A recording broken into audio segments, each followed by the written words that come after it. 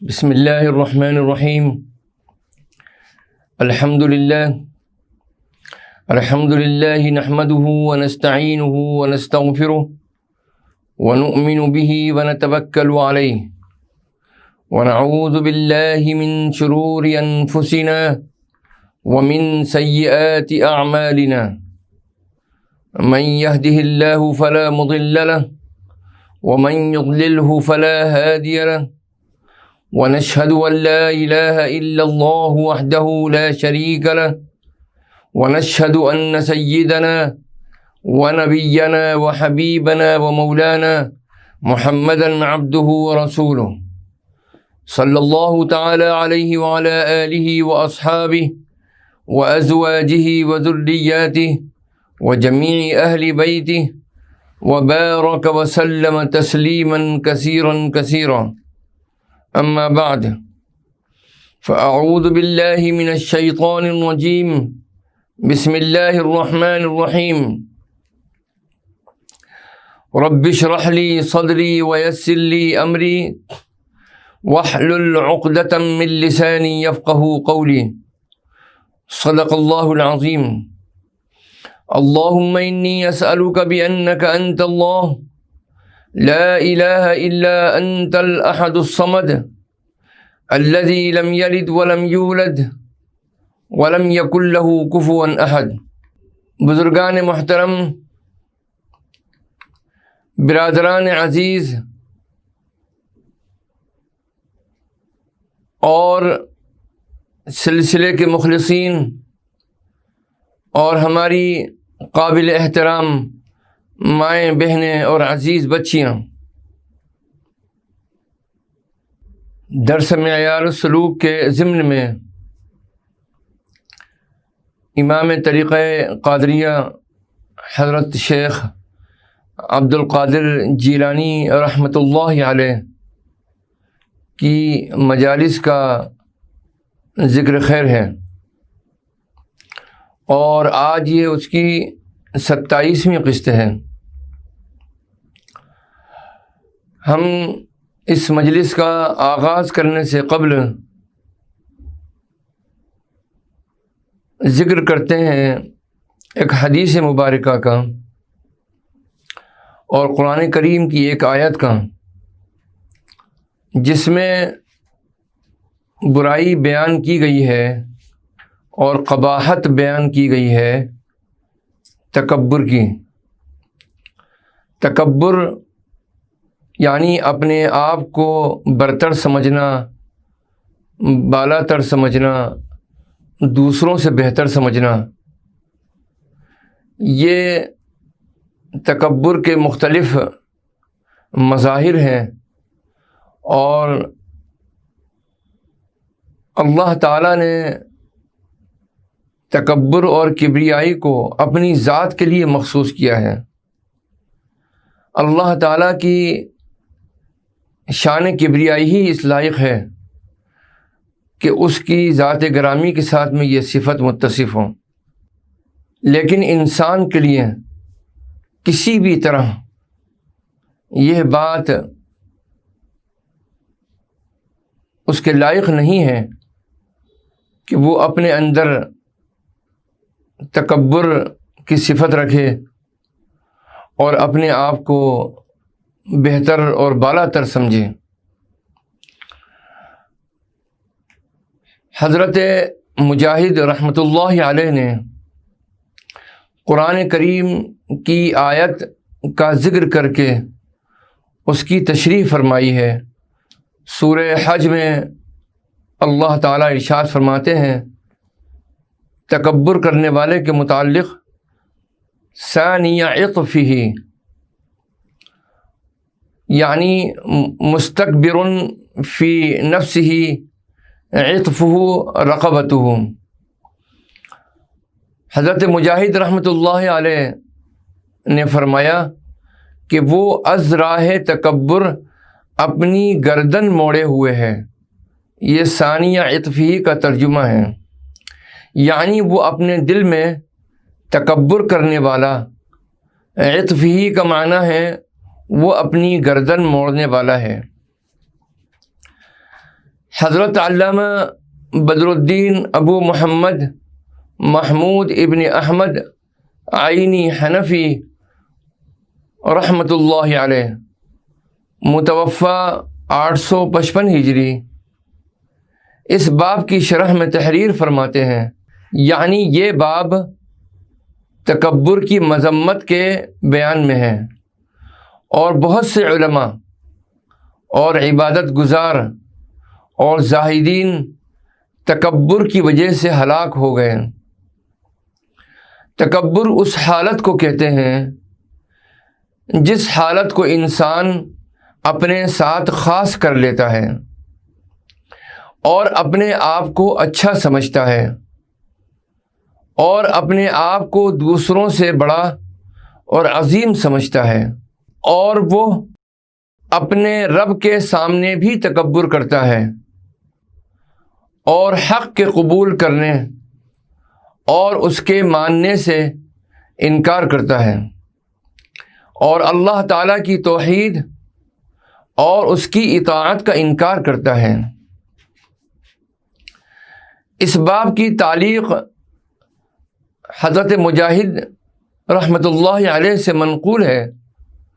انہوں نے کہا کہ عطف کے معنی ہے گردن موڑنا۔ حضرت ابن عباس رضی اللہ تعالی عنہما نے اس کی تفسیر میں کہا ہے، جو اپنے آپ کو بڑا سمجھنے والا ہو اور تکبر کرنے والا ہو۔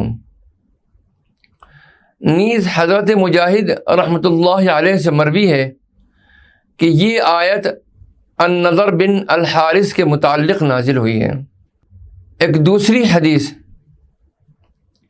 جو کہ حضرت حارثہ بن وہب الخزاعی رضی اللہ تعالی عنہ سے مروی ہے، حدثنا محمد بن کثیر اخبرنا سفیان حدثنا معبد بن خالد القیسی عن حارثة بن وہب الخزاعی رضی اللہ تعالی عنہ عن النبی صلی اللہ علیہ وسلم قال الا اخبركم بأهل الجنة كل ضعيف متضاعف لو اقسم على الله لأبره الا اخبركم بأهل النار كل عتل جواز مستكبر۔ حضرت حارثہ بن وہب الخزاعی رضی اللہ تعالی عنہ فرماتے ہیں کہ نبی کریم صلی اللہ علیہ وسلم نے ارشاد فرمایا کہ میں تم کو اہل جنت کی خبر نہ دوں؟ ہر وہ شخص جو کمزور ہو اور تواضع کرنے والا ہو، اگر وہ اللہ کا نام لے کر قسم کھا لے تو اللہ تعالیٰ اس کو اس کی قسم میں پورا کر دے گا۔ اور کیا میں تم کو اہل دوزخ کی خبر نہ دوں؟ ہر بد مزاج، اکڑ کر چلنے والا اور تکبر کرنے والا۔ اللہ ہم سب کو تکبر سے محفوظ مامون فرمائے، اور پوری امت کو اللہ تعالیٰ اس صفت سے پاک اور صاف فرما دے، آمین یا رب العالمین۔ اس حدیث مذکور میں ہے کل ضعیف متضاعف، ضعیف سے مراد ہے جس کا حال ضعیف ہو، نہ کہ وہ شخص جس کا بدن ضعیف ہو، اور متضاعف کا معنی ہے متواضع، یعنی تواضع اختیار کرنے والا، عاجزی اختیار کرنے والا۔ جو عاجزی کرنے والا ہو، اور یہ وہ شخص ہے جس کو عام لوگ دنیا میں اس کے حال کے ضعف کی وجہ سے حقیر جانتے ہوں، اور وہ اللہ کے نزدیک اتنا مقرب ہوتا ہے کہ اگر وہ کوئی قسم کھا لے کہ اللہ تعالیٰ ایسا کرے گا تو اللہ تعالیٰ ایسا ہی کرتا ہے، اور اس کو اس کی قسم میں سچا کر دیتا ہے۔ اس حدیث مذکور میں عتلن اس کا معنی ہے بدخو، اور الجواز کے معنی ہے خیر سے روکنے والا اور اکڑ کر چلنے والا۔ اس حدیث سے مراد یہ ہے کہ زیادہ تر اہل جنت وہ ہوں گے جو تواضع اور عاجزی کرنے والے ہوں گے، اور زیادہ تر اہل دوزخ وہ ہوں گے جو تکبر کرنے والے اور اکڑنے والے ہوں گے، اور اس سے یہ مراد نہیں ہے کہ جنت اور دوزخ میں صرف ایسے ہی لوگ ہوں گے۔ اس حدیث مبارکہ کے ذکر کے بعد اب ہم آغاز کرتے ہیں حضرت عبد القادر جیلانی رحمۃ اللہ علیہ کی مجلس کا، جو کہ منعقد ہوئی 16 جمادی الاخر 545 ہجری بوقت صبح بمقام خانقاہ شریف۔ انبیاء باولیاء کی پیروی سے ہی زہد ملتا ہے۔ یہ زہد کوئی صنعت نہیں ہے جسے خود بنا سکو، اور وہ کوئی معمول شے نہیں جسے ہاتھ میں لے لے اور پھینک دے، بلکہ یہ ایک دشوار گزار راہ ہے جس کے کئی مرحلے ہیں۔ پہلے جب دنیا کا چہرہ دیکھو تو اس طرح دیکھو جیسے تم سے پہلے نبیوں اور رسولوں اور اولیاء و ابدال نے دیکھا ہے، کہ جن سے کوئی زمانہ خالی نہیں ہے۔ دنیا کا اصلی چہرہ دیکھنا اس طرح نصیب ہوگا کہ اگلے بزرگوں کے اقوال و افعال میں پیروی کرو، تب تو بھی وہ کچھ دیکھ سکے گا جو کچھ انہوں نے دیکھا ہے۔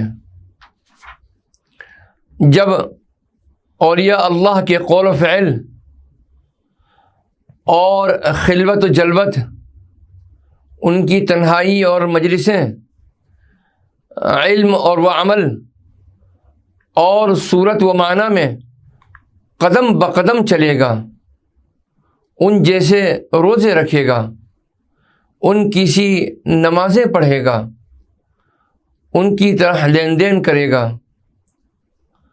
ان کی طرح ترک کرے گا، اور ان سے محبت رکھے گا، تو اللہ تعالیٰ تمہیں ایک نور عنایت فرمائے گا جس سے اپنے نفس اور اپنے غیر کو بخوبی دیکھنے لگے گا۔ وہ نور تمہیں تمہارے اور خلقت کے عیب بتا دے گا، پھر تم اپنے نفس اور خلقت سب سے بے پرواہ ہو جاؤ گے۔ جب یہ حالت تمہارے لیے درست ہو جائے گی تو قرب الہی کے انوار تمہارے قلب پر وارد ہوں گے، تم سچے ایمان والے، یقین والے، عارف و عالم ہو جاؤ گے۔ ہر چیز کو ان کی صورتوں اور باطنوں پر دیکھو گے۔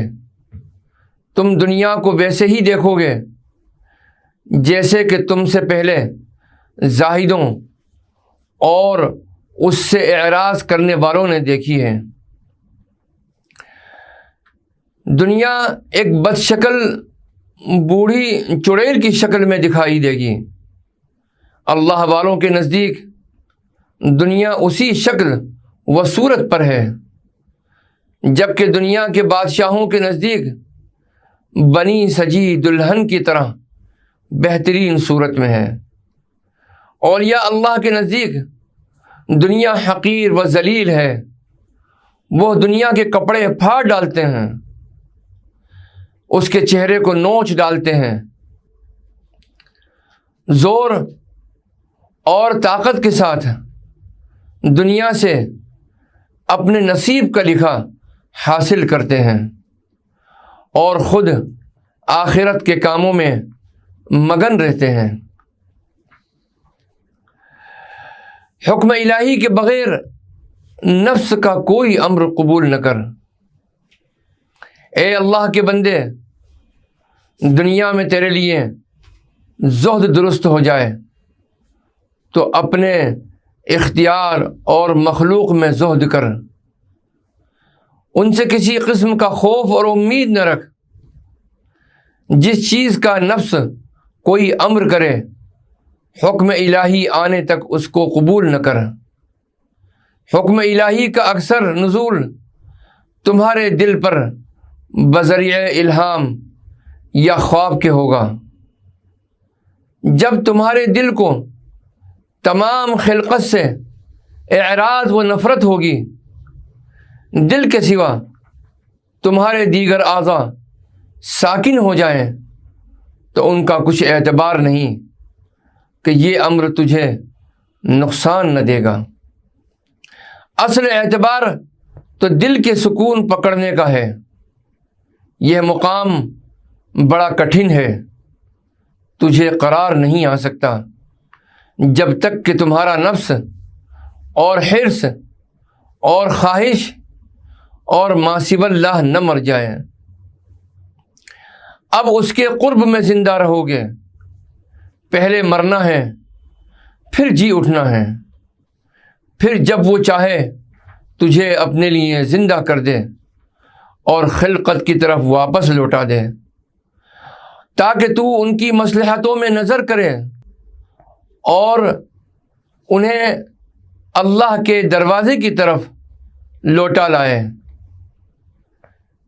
اس وقت تجھے دنیا و آخرت کی طرف رغبت حاصل ہوگی، تاکہ دونوں سے اپنی قسمت کا لکھا حاصل کر سکو اور خلقت کی تکالیف برداشت کرنے کے لیے تمہیں قوت عنایت ہوگی۔ اسی قوت سے انہیں گمراہی سے بچاؤ گے اور ان میں اللہ کا حکم جاری کرو گے۔ اگر تم خلقت میں واپس نہ آنا چاہو گے تو اس کا قرب تمہارے لیے کافی ہے اور غیر اللہ سے بے نیاز کرنے والا ہے۔ جب تجھے خالق مل گیا تو مخلوق پر تکیہ نہ کرو گے، پھر خالق ہی تیرے لیے کافی ہے، جو کہ تمام اشیاء کا بنانے والا ہے، ہر شے کو عدم سے وجود میں لانے والا ہے۔ وہ ہر ایک چیز سے پہلے موجود ہے، ہر ایک چیز کے بعد رہنے والا ہے۔ تیرے گناہ بارش کے قطروں سے بھی زیادہ ہیں، چنانچہ تجھے ہر لمحے اپنے گناہوں پر توبہ کرتے رہنا چاہیے۔ تجھ پر افسوس کہ تو گھمنڈی، لالچی، سراپا حرص، مجسم خواہش اور بے معنی عبارت ہے۔ تو پرانی اور خستہ حال قبروں کی طرف دیکھ اور ایمان کی زبان سے قبر والوں سے باتیں کر، کیونکہ وہ تجھے اپنے احوال سے مطلع کریں گے۔ اولیاء اللہ کی ارادت کا محض دعویٰ بے فائدہ ہے۔ اے بیٹا، تو اللہ تعالی اور اولیاء اللہ کی ارادت کا دعوے دار ہے، محض دعویٰ بے فائدہ ہے۔ ان جیسا بن، میں تجھے چھوڑ دوں اور معیار پر نہ پرکھوں اور تجھے شرم نہ دلاؤں، کیونکہ حکم الہی سے میں تم پر محتسب ہوں۔ وہ منافق جو اپنے اقوال و افعال میں جھوٹے ہیں، ان کا کیا حال ہوگا؟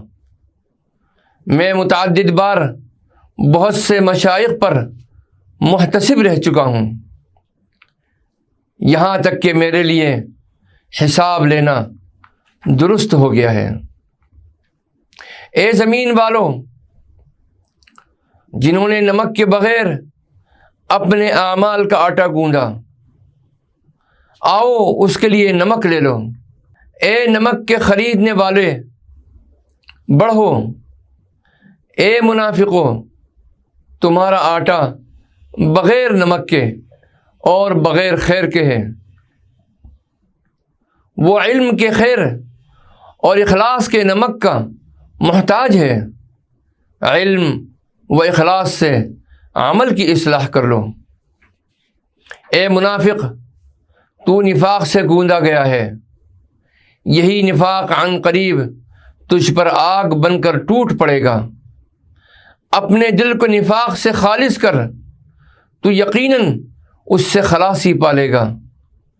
جب دل مخلص ہو گیا تو دیگر اعضاء بھی مخلص ہو جائیں گے اور خلاصی پالیں گے۔ دل دوسرے تمام اعضاء کا چرواہا ہے، جب یہ سیدھا ہوا تو وہ بھی سیدھے ہو جائیں گے۔ جب قلب اور دیگر اعضاء راہ راست پر آ گئے تو ایمان والے کا ہر معاملہ کامل ہو جائے گا، اور وہ اپنے گھر والوں اور ہمسایوں اور بستی والوں پر چرواہا ہوگا۔ جنتی قوت ایمان سے وہ اپنے مولا کے قریب ہوگا، اتنا ہی اس کا حال بلند ہوگا۔ اللہ تعالیٰ کے ساتھ اپنے معاملات کو درست رکھو۔ اے لوگوں، اللہ کے ساتھ اپنے معاملات کو درست رکھتے ہوئے اس سے ڈرتے رہو اور اس کے حکم پر عمل کرو، کیونکہ اس نے اپنے حکم سے تمہیں عمل کرنے کے لیے پابند کر دیا ہے، نہ کہ اس علم میں مشغول ہونے کا پابند کیا ہے جو تمہاری نسبت پہلے ازل میں ہو چکا ہے۔ تم اس حکم پر عمل کرو اور اس کا حق پورا ادا کرو، کیونکہ جب تم اس کے حکم پر عمل کرو گے تو وہ تمہارا ہاتھ پکڑ کر تمہیں اس کے پاس پہنچا دے گا جس کے لیے تو نے عمل کیا ہے۔ اس سے تجھے ایسا علم ملے گا جو اس سے پہلے تجھے حاصل نہ تھا، لہذا تم علم کے ذریعے اس کے ساتھ ہوگے اور اس کے حکم سے خلقت کے ساتھ بھی۔ تم نے پہلے علم پر عمل ہی نہیں کیا تو دوسرے کی طلب کرنے لگے۔ جب تیرے قدم پہلے علم ظاہر میں قرار پکڑ لیں تو دوسرے یعنی علم باطن کی طلب کرو۔ وہی ایمان والا ہے جو ضروری علم سیکھے اور خلقت سے الگ ہو جائے۔ اے بیٹا، تجھے نہیں معلوم کہ استاد سے کیسے ملا جاتا ہے تو اس سے کیسے ملے گا؟ پیچھے لوٹ جا اور عقل مندی کر، پہلے علم حاصل کر، پھر عمل کر اور مخلص بن۔ رسول پاک صلی اللہ تعالی علیہ وسلم نے فرمایا، تفقہ ثم اعتزل، فقہ حاصل کر پھر کنارہ کر۔ ایمان والا وہی ہے جو ضروری علم سیکھے اور خلقت سے الگ ہو جائے اور اللہ کی عبادت میں گوشہ نشین ہو جائے۔ اس مقام پر وہ خلقت کو پہچان کر اس سے نفرت کرے اور اللہ کو پہچان کر اس سے محبت رکھے، اس کا طالب بن کر اس کا خدمت گزار بن جائے۔ خلقت پیچھے پڑے تو اس سے بھاگے، ان کے غیر کو طلب کرے، ان میں بے رغبتی کرے جبکہ غیر میں رغبت کرے۔ یہ بھی جان لے کہ خلقت کے ہاتھوں میں بھلائی ہے نہ برائی، نفع ہے نہ ضرر و نقصان۔ اگر ان کے ہاتھوں سے کچھ بھی واقع ہو جائے تو وہ اللہ ہی کی طرف سے ہے، نہ کہ ان کی طرف سے۔ خلقت سے دور رہنا نزدیک رہنے سے بہتر ہے۔ شاخ کو چھوڑ کر خدا کی طرف رجوع کر۔ جان لے کہ شاخیں بے شمار ہیں اور اصل ایک، چنانچہ اسی کو مضبوطی سے تھام لے۔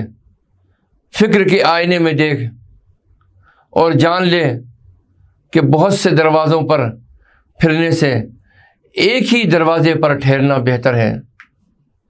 چنانچہ ایک ہی در پر ٹھہر جائے اور اسی در کا ہو رہے۔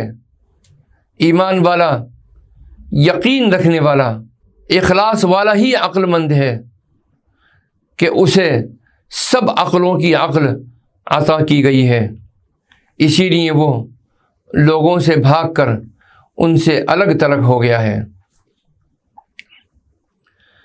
31ویں مجلس جو کہ منعقد ہوئی 18 جمادی الاخر 545 ہجری بوقت عشاء بمقام مدرسہ قادریہ۔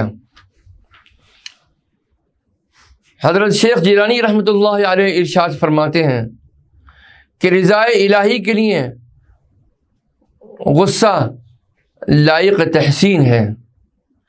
رضا الہی کے لیے جو غصہ کیا جائے وہ لائق تحسین ہے، اور جو غیر کے لیے ہو برا ہے۔ ایمان والا اللہ کے لیے غصہ کرتا ہے، اپنے نفس کے لیے نہیں۔ اپنے دین کی امداد کے لیے بھڑکتا ہے، اپنے نفس کے لیے نہیں۔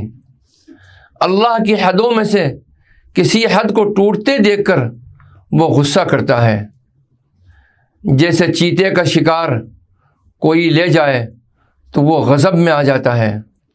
چنانچہ ایمان والے کے ساتھ اللہ بھی غصے میں آ جاتا ہے، اس کی رضا سے اللہ بھی راضی ہے۔ جو شخص ظاہری طور پر اللہ کے لیے غصہ کرے اور باطن میں اپنے نفس کے لیے، ایسا شخص منافق ہے یا منافق کی طرح ہے۔ جو شے اللہ کے لیے ہوتی ہے وہ کمال پر پہنچتی ہے اور بڑھتی چلی جاتی ہے، اور جو شے غیر اللہ کے لیے ہوتی ہے وہ بدل جاتی ہے اور فنا ہو جاتی ہے۔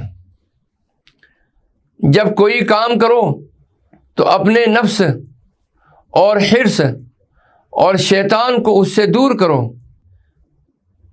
اسے نہ کرو مگر اللہ کے لیے اور اس کے حکم کی تعمیل کے لیے۔ اللہ کی طرف سے یقینی حکم کے بغیر کوئی کام نہ کیا کر۔ وہ یقینی حکم شریعت کے واسطے سے ہوگا یا اللہ تعالیٰ کی طرف سے تیرے دل پر الہام ہو جائے۔ یہ الہام بھی شریعت کے مطابق ہونا چاہیے۔ تو اپنے نفس اور ساری خلقت اور دنیا میں زہد اختیار کر، اس ذات میں زہد کر جو تجھے انس دے اور خلقت سے راحت پائے۔ اولیاء اللہ کو نہ اس کے بغیر انس ہے اور نہ اس کی محبت کے بغیر راحت و آرام۔ اس سے قبل کہ تمہارے نفس اور حرص اور وجود کی قدرتوں سے صفائی ہو، تو اولیاء اللہ کے ساتھ ہو جا۔ ان کی تائید سے تیری بھی تائید ہوگی، ان کی بصارت سے بصارت پائے گا۔ جیسے ان پر فخر کیا جاتا ہے ویسے تجھ پر بھی فخر کیا جائے گا۔ بادشاہ حقیقی اپنی دوسری رعایا سے ممتاز بنا کر تیرے ساتھ فخر کرے گا۔ تو اپنے قلب کو ما سوا اللہ سے پاک کر، کیونکہ تم ما سوا کو اپنے دل سے دیکھ لو گے۔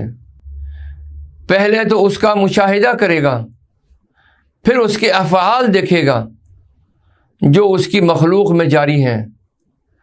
جیسے دنیاوی بادشاہوں کے پاس ظاہری نجاست کے ساتھ جانا نامناسب ہے، اسی طرح جو بادشاہوں کا بادشاہ حق تعالی ہے اس کے سامنے باطنی نجاست کے ساتھ جانا معیوب ہے۔ تو خسارے والی نجاست سے بھرا ہوا مٹکا ہے، وہ تجھے لے کر کیا کرے گا؟ جو کچھ تیرے اندر ہے اسے پلٹ دے اور پاکیزگی حاصل کر، پھر بادشاہوں کے ہاں حاضر ہو۔ تیرے دل میں گناہ ہیں اور مخلوق سے خوف اور امید رکھتا ہے، اور دنیا اور اس کی چیزوں سے محبت رکھتا ہے۔ یہ سب کچھ دلوں کی نجاستیں ہیں۔ جب تک تیرا نفس مر نہ جائے اور اس کی لاش تیری سچائی کے دروازے سے نہ اٹھائی جائے، اس وقت خلقت پر تمہاری توجہ کی کوئی پرواہ نہیں ہے، لیکن تمہارے نزدیک جب تک ان کا وجود ہے اور تم انہیں دیکھتے ہو تو ان کی طرف اپنا ہاتھ نہ بڑھاؤ یہاں تک کہ اسے بوسہ نہ دے لیں۔ اس وقت تک خاموشی اختیار کر جب تک تجھے اپنا ہوش نہ رہے، تب تجھے خلقت کی کچھ خبر نہ ہوگی۔ ان سے ہاتھوں کو بوسہ دینے سے اور ان کے عطا کرنے اور منع کرنے سے اور ان کی اچھائی برائی کرنے سے روگردانی ہوگی۔ جب توبہ صحیح ہو جائے تو ایمان بھی صحیح ہو جاتا ہے اور بڑھ جاتا ہے۔ وآخر دعوانا ان الحمد للہ رب العالمین والصلاة والسلام علی النبی الکریم سبحان ربک رب العزت عما یصفون وسلام علی المرسلین والحمد للہ رب العالمین والسلام علیکم ورحمۃ اللہ وبرکاتہ۔ بسم اللہ الرحمن الرحیم۔ اللہم صل علی سیدنا و مولانا محمد وعلی آل سیدنا و مولانا محمد وبارک وسلم۔ اللہم انت السلام ومنک السلام تبارکت یا ذا الجلال والإکرام۔ اللہم اجعلنا صغارا فی اعیننا وکبارا فی اعین الناس۔ اللہم طہر قلوبنا من النفاق واعمالنا من الریاء والسنتنا من الکذب واعیننا من الخیانہ فإنک تعلم خائنة الأعین وما تخفی الصدور۔ اللہم وفقنا لما تحب وترضى واغفر لنا وللمؤمنین والمؤمنات۔ ربنا علیک توکلنا وإلیک انبنا وإلیک المصیر۔